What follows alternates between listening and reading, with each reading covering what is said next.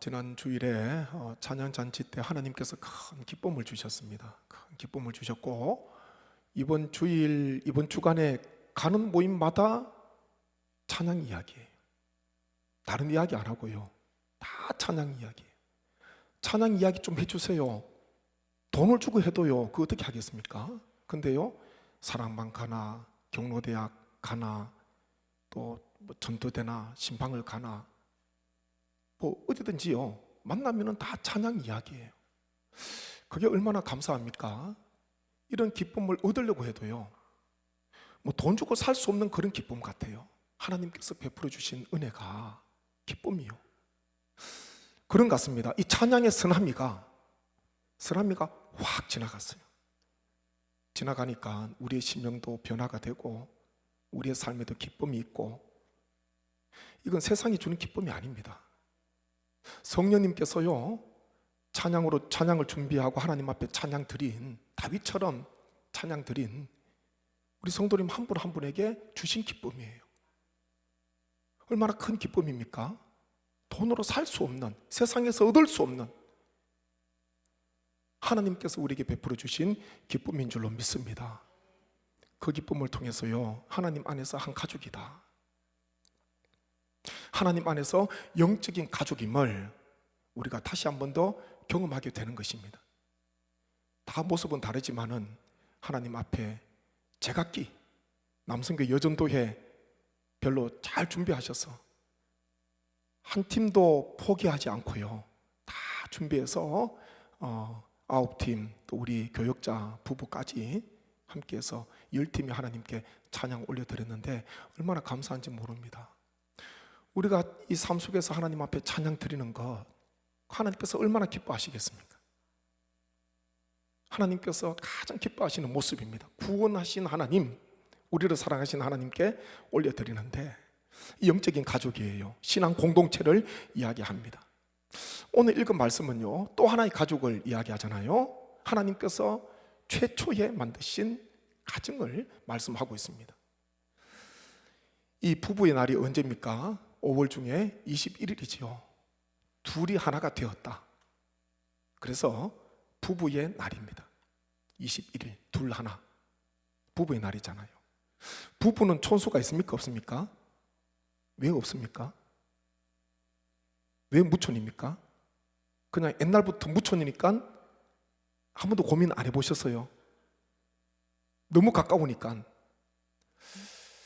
보니까 그런 것 같아요. 이 부부가 무촌인 이유가, 우선 이 촌수는요, 부부로부터 시작이 되는데 혈연 중심으로 촌수가 이어지게 됩니다. 부모와 자식 간이 몇 촌입니까? 1촌이지요. 형제 자매 간이 2촌이에요. 형제와 형제의 자녀가 3촌입니다. 그리고 형제들의 자녀끼리 4촌이지요. 그렇게 해서 5촌, 6촌, 7촌, 8촌, 그렇게 쭉 이제 이어지게 되는데 확산이 되게 됩니다. 그래서 촌수는 혈연으로 이어지게 되고 혈연으로 확산이 됩니다. 그런데 부부는요, 혈연입니까? 혈연이 아닙니까? 혈연이 아니에요. 결혼 예식을 통해서, 제도를 통해서 부부로 맺어졌습니다. 피를 나눈 게 아니에요. 근데 그 다음부터 자녀부터 시작해서 모든 혈연 공동체, 그러지 않습니까? 다 혈연으로 이어지는 것입니다. 부부는요, 결혼 제도를 통해서 이제 부부로 되는 것입니다. 그래서 무촌 생각하니까요, 그만큼 부부가 가깝다, 촌수를 매길 수 없을 정도로 너무 가까운 거예요. 이게 그래서 무촌입니다. 근데 정반대의 의미도 있는 것 같습니다. 정반대가 되면요, 거리가, 간격이, 사이가 멀어지게 되면은 남처럼 정말 무촌이 돼요. 아무 관계가 없습니다. 그래서 이 부부가 무촌이라는 것이 두 가지 의미가 있는 것 같아요. 극단적인 의미입니다. 서로 상반되는 의미입니다. 하나는 너무 친밀하고 가까우니까 무촌이고, 촌수를 매길 수 없을 정도로. 그리고 또 하나는 너무 멀어지게 될 수도 있으니까 무촌이지 않을까, 그런 것 같아요. 그런데 부부가 피는 나누지 않았지만은, 결혼 제도를 통해서 부부가 되었지만은, 오늘 이 말씀에 보게 되면은 하나님께서 홀로 있는 혼자 살아가는 아담, 첫사람 아담, 하나님께서 보기 좋지 못해서 이 하와를 지으시지 않습니까? 근데 하와를 어떻게 지으셨는가?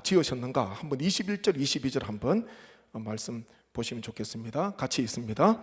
여호와 하나님이 아담을 깊이 잠들게 하시니 잠들매 그가 그 갈빗대 하나를 취하고 살로 대신 채우시고 여호와 하나님이 아담에게서 취하신 그 갈빗대로 여자를 만드시고 그를 아담에게로 이끌어 오시니. 아멘. 하와를 어떻게 지으십니까? 우선 아담을요 깊이 잠들게 하십니다. 하나님께서 그냥 잠들게 하신 거예요. 스스로 잔 게 아니고 잠들게 하십니다. 그리고 무엇을 가지고 살로 채웁니까? 갈빗대. 아담에게 있는 그 갈빗대 하나를 취하셔서 살로 대신 채우고 그리고 이제 하와를 지으시는 거예요. 그래서 하와는 아담의 갈빗대로 이제 만들어지게 됩니다. 그래서 어떤 사람이 넌센스로 그런 이야기를 하더라고요. 여성이 남성보다 온천을 더 좋아하는 이유가 남자는 흙으로 만들어졌으니까 물에 약하다는 거예요. 근데 여성은 갈빗대로 만들어졌으니까 그거는 과하면 과할수록 그냥 좋다는 거죠. 푹 과하면은 진국이 우러난다는 거예요. 그래서 남성은 부부와 같이 온천 가보셨지요? 온천 가면요 남성은요 아무튼 빨리 나와. 빨리 나와. 그래서 대충요 1시간 정도로 협상을 봐요. 1시간 정도로. 근데요 남성은 1시간까지 못합니다. 이따가 한 40, 50분 되면 나와 있잖아요. 근데 또 아내 되는 분들은요 이제 1시간쯤에 나와서 머리 말리다가 10분 가고 15분 가고 그 나오면 1시간이 훌쩍 넘는 거예요. 이게 잘 안 맞아요. 그래서 그런 넌센스를 이야기하는데 뭐 일리가 있을 수도 있겠다. 여하튼 여성이 남성보다 온천을 더 좋아하는 것 같아요. 단단한 뼈로 만들어졌으니까. 첫사람 아담은 어떻게 만들었는가? 우리가 잘 알지요. 첫사람 아담은요 어떻게 만들었는가? 창세기 2장 7절 말씀 한번 보십시오. 같이 봅니다. 여호와 하나님이 땅의 흙으로 사람을 지으시고 생기를 그 코에 불어 넣으시니 사람이 성령이 되니라. 아멘. 흙과 생기로 하나님께서 첫사람 만드십니다. 아담을 만드셨어요. 흙으로 빚으시고 그 코에 생기를 불어넣으셨다. 이 호흡, 하나님의 호흡, 숨을 이야기하고 있습니다. 불어넣으니까 생명이 되었다. 살아서 움직이게 되었다. 그렇게 말씀합니다.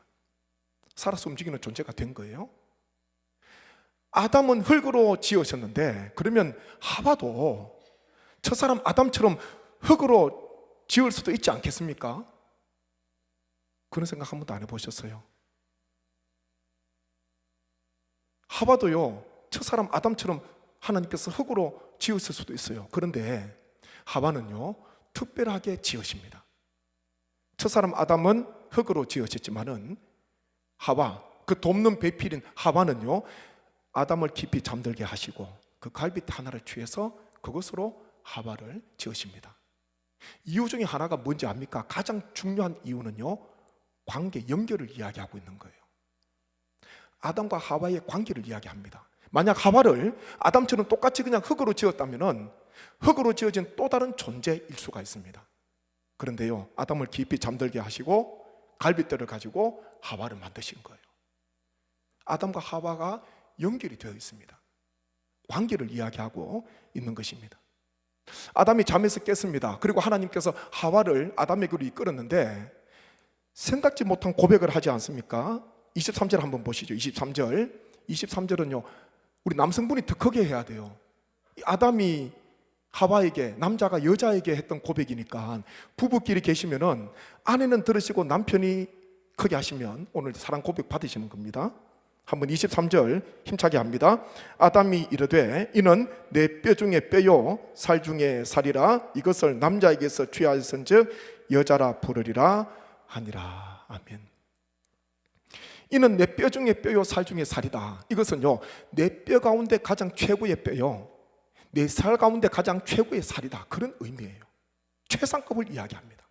내 뼈 중에 최고의 뼈, 내 살 중에 최고의 살 이야기하는 거예요.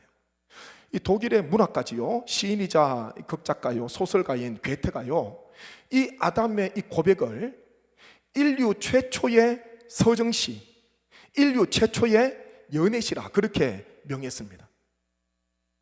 괴테가 그런 말을 했어요. 인류 최초의 서정시예요. 서정이 무엇입니까? 감정, 감성, 그것을 가지고요, 따뜻한 마음을 가지고요 표현하는 거예요. 아담이 하와에게 했던 이 말, 이는 내 뼈 중에 뼈, 살 중에 살이다. 괴테는 그런 말을 했더라고요. 굉장히 의미 있는 이야기가 될 수가 있는 것입니다.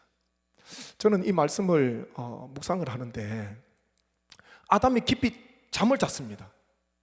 아담이 눈을 뜨고 있어서 하나님께서 어떻게 하와를, 나를 돕는 배필을, 하와를 지으시는지 아담이 다 보고 확인한 것이 아니라, 아담은 깊이 잠을 잤는데 일어나서 하나님께서 하와를 데리고 오시잖아요. 이끌고 오시는데 보니까 이런 고백을 하게 된 거예요.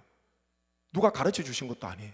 하나님께서 가르쳐 주신 것도 아닙니다. 하와가 오면은 너가 이런 말 하면은 점수 많이 딸 거야, 그런 이야기 한 것도 아니에요. 잠에서 깊은 잠을 자고 일어났는데 하와를 보자마자 이런 고백을 합니다. 이는 내 뼈 중에 뼈요, 살 중에 살이다. 이런 고백을 하더라고요. 이미 하나님께서는 아담과 하와를 연결시켰고요, 아담은 보지도 못했고 그리고 알지도 못했지만은 하와를 보자마자 내 뼈 중에 뼈요, 살 중에 살이다. 하나님께서 어떻게 만드셨는지 그것을 알게 된 것입니다. 그래서 이 부부 아담과 하와 최초의 사람은요, 이미 하나님께서 따로따로 독립된 존재가 아니라 이미 연결된 존재로 아담을 통해서 하나님께서 하와를 창조하신 그 창조의 원리를 우리가 보게 되는 것입니다. 우리의 가정이 행복하려면요, 첫 번째는 가정의 가장 중요한 근원이지요, 가정을 세우는 부부가 행복해야 됩니다. 부부가 행복해야 돼요. 부부는 나무의 원줄기하고 같습니다. 뿌리와 같습니다. 부부가 불행한데 자녀들이 행복하다? 뭔가 이상한 거예요. 자녀들이 아주 훌륭하든지 자녀들의 아픔이나 가정의 불화 다 추적해서 들어가다 보면은 부부간에 뭔가가 갈등이 있는 거예요. 부부간에 뭔가가 삐그덕거리는 게 있는 것입니다. 가정이 행복하기 위해서는요, 부부가 행복해야 돼요. 하나님 안에서, 예수 그리스도 안에서 부부가 행복하면은 거기에서부터 이제 자녀들이 태어나게 되고 후손이 번성하게 되는데, 자녀들 또한 행복한 삶을 살아가게 되는 것입니다. 우리가 가정의 달 5월을 보내면서 정말 부부간의 이런 친밀함, 이런 연결되어 있는 이런 관계, 아담과 같은 이런 고백, 그리고 하와 또한 내가 아담의 갈빗대로 지음을 받아서 하나님께서 나를 지으셔서 이와 같은 것을 잊지 않고 기억한다면 행복한 부부가 되고요, 또 행복한 가정이 세워질 수가 있는 것입니다. 이와 같은 이 관계와 친밀함이 우리 가정 속에 늘 가득 있어서 하나님께서 기뻐하시는 귀한 가정 공동체 세우시는 우리 모든 성도님 되시기를 주님의 이름으로 축복합니다.